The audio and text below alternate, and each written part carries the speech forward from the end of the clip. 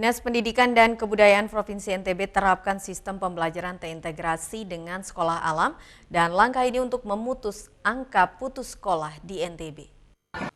Dikbud NTB mulai uji coba penerapan pembelajaran terintegrasi dengan sekolah alam atau PISA menyusul tingginya angka putus sekolah di NTB.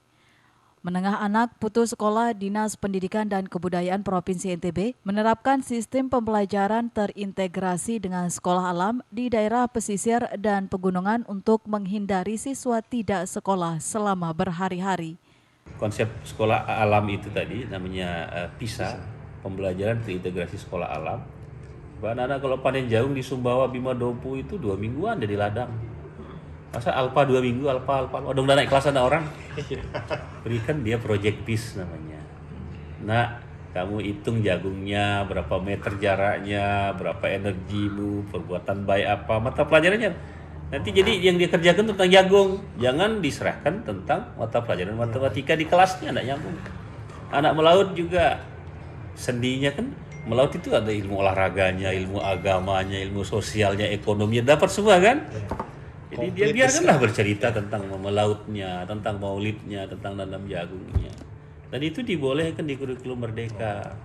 Hingga kini sistem belajar PISA ini sudah mulai diuji cobakan di beberapa daerah di NTB seperti Jerowaru, Sekotong, dan juga Sumbawa. Dari Mataram, Vinka Andini, iNews melaporkan. Pemirsa, bagi Anda para penikmat olahraga selancar atau surfing, Pantai Suwangi, Lombok Timur bisa menjadi pilihan karena memiliki ombak yang cukup menantang adrenalin dan objek wisata pantai ini menjadi surga baru terutama bagi para peselancar. Inilah Pantai Suryawangi, Lombok Timur. Letaknya di Kecamatan Labuhan Haji, Kelurahan Suryawangi sebelah selatan, hanya 6 km dari pusat kota kabupaten. Pantai ini membentang dari arah barat ke timur dengan pesona pantai yang masih alami. Objek rekreasi ini belum banyak dikenal wisatawan, tidak sepopuler destinasi serupa seperti Pantai Senggigi yang sudah mendunia. Namun siapa sangka, pantai ini menyimpan potensi luar biasa terutama bagi para peselancar. Bagi para peselancar, ombak di pantai ini memiliki kelebihan tersendiri yang tak akan dijumpai di tempat lain. Gulungan ombaknya deras namun lembut dan panjang. Karena itu peselancar sangat menikmati berselancar di pantai ini. Saat ini banyak para penikmat selancar memilih menikmati ganasnya ombak Suryawangi.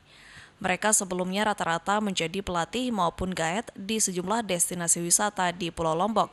Begitupun wisatawan asing sudah mulai membawa papan selancarnya ke pantai ini. Kondisi ombaknya lumayan bagus dan bisa beberapa kali sering kok kita datangan teman-teman dari luar Lombok Timur datang ke sini untuk bermain. Dan sangat besar di season ombak besar pasti ada di sini. Pantai Suryawangi sudah mulai disentuh oleh pemerintah setempat. Mereka menata tempat ini dengan membangun berbagai infrastruktur sebagai daya dukung untuk menarik wisatawan. Dari Lombok Timur, Tim Liputan iNews melaporkan. Seorang warga desa Batu Ketam Putih Bengkalis menggantungkan hidupnya dari pohon sagu dan profesi sebagai penebang pohon sagu telah digeluti Masri 16 tahun silam.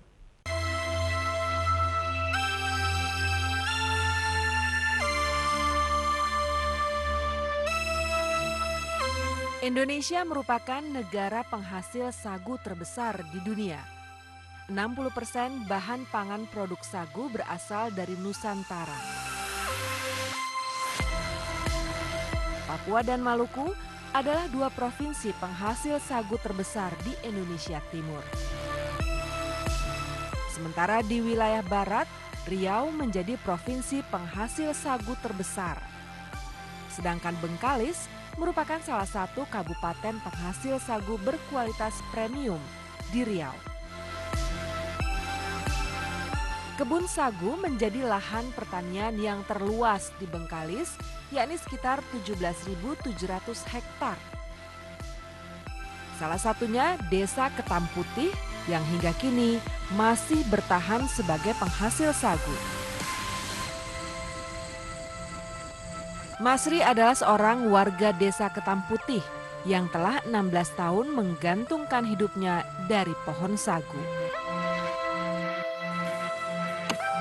Pohon sagu harus ditebang sebelum mengeluarkan bunga dan buah, karena pati sagu akan berkurang bila berbunga serta berbuah. Tak banyak tual sagu yang mampu dipotong dalam sehari, sebab alat yang dimiliki Masri masih tradisional. Kalau saya ini hitungnya hitung tual, satu tual berapa saya dapat.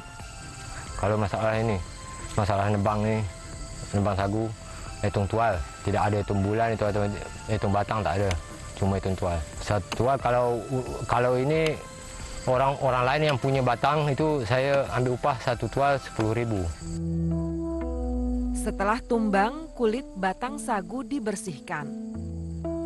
Pelepah daun sagu pun dipisahkan untuk dimanfaatkan sebagai atap rumah. Kemudian diukur panjang batang sagu yang dapat diolah di kilang. Diukur dulu, ada yang ukurannya 40, ada yang 42 inci panjangnya. Tengoklah kondisi toke, kalau tua toke. Kadang toke ini mau pilih yang besar, sagunya banyak.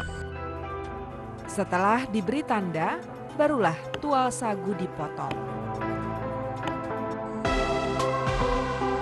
Pohon sagu yang sudah dipotong lalu dipasangkan as besi dan kayu panjang agar mudah didorong.